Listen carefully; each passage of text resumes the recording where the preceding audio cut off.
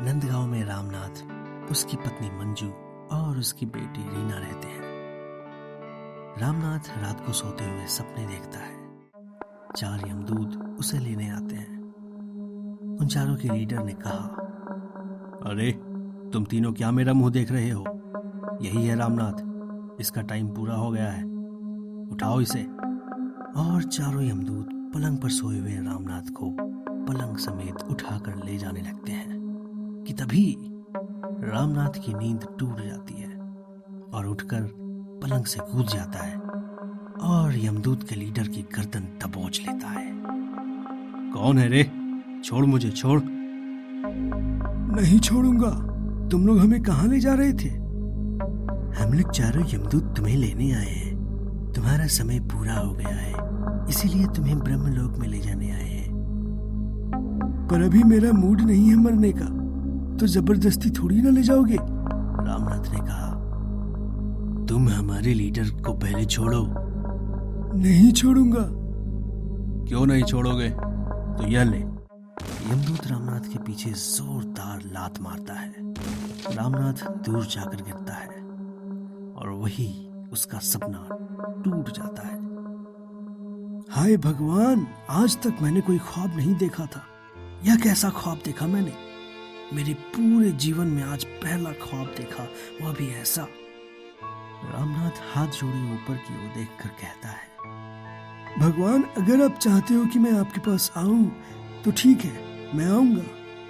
पर उससे पहले मेरा कुछ काम अधूरा पड़ा है, वह पूरा कर लूं।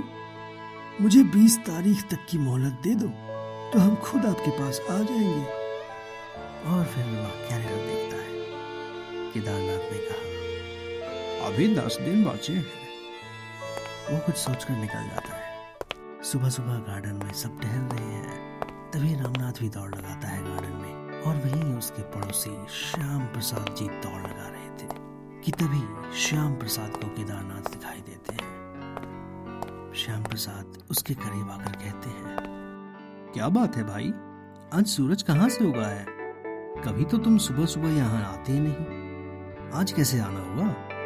मैंने सोचा इस सुंदर पार्क में आज दौड़ेंगे, तभी आ गया मैं। तब तो बहुत अच्छा है।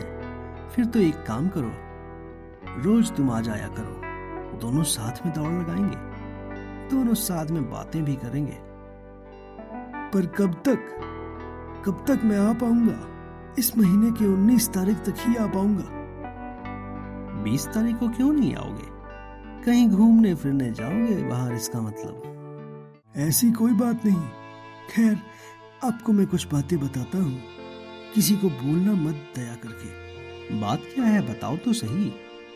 महीने के 20 तारीख को मैं अपना देह त्याग करूंगा। क्या क्या बोल रहा है भाई तू? देह त्याग? यह क्या होता है? हाँ, यह यमराज जी की इच्छा है। उनके दोस्त लोग हमारे पास में आकर पहले से ही आदेश देकर गए हैं। जो भी दिन अभी मेरे पास बचे हैं, वो सारा अपनी इच्छा पूरी कर लो। तुम चिंता मत करो भाई, तुम अपनी सभी मनोकामनाएं पूरी कर लो। तुम्हारे जैसे भाग्यवान कितने लोग होते हैं, तुम फिक्र मत करो, मैं हर वक्त तुम्हारे साथ हूँ। इसके लिए क्या बोलूं तुम्हें? इसके लिए धन्यवाद। तो ठीक है, चलो 10 राउंड पार्क की दौड़ लगा लेते हैं, फिर मुझे पूजा में घर में बैठना है। क्या 10 राउंड? चलो ठीक है। दूसरे दिन रामनाथ की पूजा घर में सफेद धोती, बदन में गमछा लपेटकर एक ऊंचे आसन में पालती मारकर बैठे पूजा कर रहे हैं और चिल्ला चिल्ला कर भगवान का नाम ले रहे हैं। जय भोले शंकर, जय जय भोले शंकर, भोलेनाथ, हर हर महादेव। लगातार भगवान का जाप कर रहा था। दूसरी तरफ केदारनाथ की जोर जोर से लगातार जाप सुनाई पड़ती है। उसकी पत्नी मंजू और बेटी रीना को, जो बैठी चावल चुन रही थी। आज तो तुम्हारे पिताजी को ना जाने क्या हो गया। आज सुबह सुबह गार्डन में दौड़ने के लिए गए थे, वहाँ से आने के बाद से ही बैठ गए पूजा करने। जो कब के गए हैं, अभी तक वहीं बैठे हुए हैं। मुझे कुछ समझ में नहीं आ रहा है। हाँ मम्मी, तुम ठीक कह रही हो। पापा कभी आज तक गार्डन में घूमने नहीं गए और कभी इतनी देर तक पूजा भी नहीं की। हाँ रे, मुझे कुछ अनहोनी लग रही है। कहीं उनकी मति गति फिर तो नहीं गई। तभी लगातार केदारनाथ की आवाज बाहर तक आ रही थी। जय जय भोलेनाथ। देख देख तेरे पिताजी कैसे चिल्ला चिल्ला कर भगवान का नाम ले रहे हैं। हे भगवान, मेरा ये क्या सर्वनाश हो गया रे। मम्मी, लगता है पिताजी का दिमाग खराब तो नहीं हो गया? नहीं तो इतनी देर से पूजा घर में कभी नहीं बैठते। जरूर दिमाग पर चोट पहुंची होगी। फिर दोनों उठकर केदारनाथ के रूम के पास आकर खड़े हो जाते हैं। केदारनाथ वैसे ही भगवान का नाम भी लिए जा रहा था। मेरे पास जो भी है वह सब तेरा ही है भगवान। भोलेनाथ की जय, भोले शंकर की जय। सच्ची मम्मी, मुझे लगता है पिताजी का दिमाग पूरी तरह खराब हो गया है। अजी, आप सुन रहे हैं क्या? आपको आज ऑफिस जाना नहीं है क्या? कब से आप जय भोलेनाथ की रट लगाए जा रहे हैं। आप चिंता मत करो मम्मी, मैं डॉक्टर को अभी बुला लाती हूँ। हाँ मेरी लाडली, तू जल्दी जा, तब तक मैं तुम्हारे पिताजी को देखती हूँ। मंजू केदार के पास आकर बैठ जाती है। अजी सुनते हैं आप? आँख खोलिए ना। आप ऐसा क्यों कर रहे हैं? आप जैसा बोलेंगे मैं वैसा ही करूँगी, और मैं कभी आपको छोड़कर मायके नहीं जाऊंगी। रोज आपको अच्छे से अच्छा खाना पका कर खिलाऊंगी। रोज रात को आपके पैर भी दबाया कर दूंगी। आप फिर से हमारे साथ बात कीजिए ना। सुनते हैं आप? केदार लगातार भगवान का नाम जप रहा था। जय भोले शंकर, हर हर महादेव। देखिए, मैं कहती हूँ आप कुछ ज्यादा ही मनमानी कर रहे हैं। अच्छा नहीं होगा, मैं कह रही हूँ। शांत शांत, मेरा ऊपर से बुलावा आ गया है। बहुत जल्द मैं परलोक सिधार जाऊंगा। ओ माँ, मेरा क्या होगा? बच्चों का क्या होगा?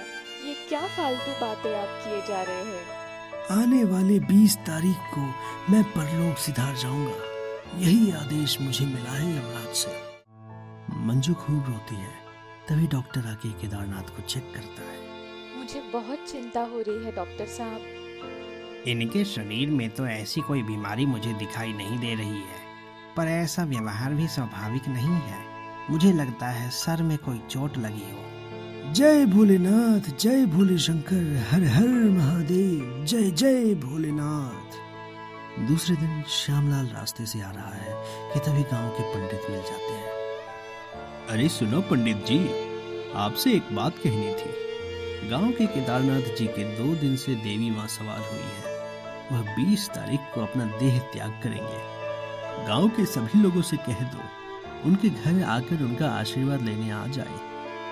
ठीक है श्यामलाल जी, मैं सबको सूचित कर देता हूँ। पंडित जी ने कहा। इधर केदारनाथ के घर पर डॉक्टर चेकअप करता है। दूसरे दिन गांव के सारे लोग केदारनाथ के सामने हाथ जोड़े बैठे हुए हैं। केदारनाथ आसन में बैठकर भगवान का नाम लिए जा रहा था। जय भोलेनाथ, भोले शंकर, हर हर महादेव। तभी एक तांत्रिक काला वस्त्र माथे पर राख का लेप लगाए हुए हाथ में त्रिशूल लिए आता है। यह कौन है केदारनाथ? आप कौन है महाराज? केदारनाथ ने कहा। मैं हिमालय में तपस्या कर रहा था बालक। मेरे सामने भोलेनाथ प्रकट हुए और बोले, रजानंद गांव में केदारनाथ नाम का एक मेरा भक्त है, तुम जाकर उसका उद्धार करो। महाराज, आप आए हैं मुझे उद्धार करने के लिए? हाँ बालक, मैं इस त्रिशूल से तुम्हारे सर पर मारूंगा और इसी वक्त तुम्हें इस दुनिया से मुक्ति मिल जाएगी। हमें भोले शंकर ने आदेश दिया है। केदारनाथ सुनकर डर जाता है। केदारनाथ ने कहा, नहीं नहीं, ऐसा नहीं हो सकता। उस भारी त्रिशूल से मेरा सर फट जाएगा, खून की धारा निकल जाएगी, मुझे बहुत तकलीफ होगी। इस त्रिशूल से तुम सबका भी उद्धार कर दूंगा, यहाँ जितने लोग हैं। श्यामलाल ने कहा। मतलब हम लोगों को भी आप त्रिशूल से मारेंगे? अरे बाप रे, अरे सब निकलो यहाँ से, नहीं तो मारे जाएंगे हम सब भी। और फिर सभी वहां से भागने लगते हैं। अरे तुम लोग मुझे ऐसे छोड़कर मत जाओ, मुझे बहुत डर लग रहा है। और फिर तभी केदारनाथ बेहोश हो जाता है। केदारनाथ बेडरूम में लेटा है, आंखें बंद किए। आसपास मंजू और रीना खड़ी हैं और एक मनोवैज्ञानिक डॉक्टर केदारनाथ को होश में लाने की कोशिश करता है। केदार आंखें खोलता है। केदार जी, आप अभी और 50 साल जिएंगे। केदार खुशी से उठकर बैठ जाता है। मुझे बहुत अच्छा लग रहा है, मेरा मरने का डर खत्म हो गया। मंजू और रीना दोनों खुश हो जाते हैं और भगवान को कहते हैं कि हे भगवान, आपका बहुत बहुत शुक्रिया, मेरे पति का दिमाग ठीक हो गया। Like, share and subscribe Tabu TV.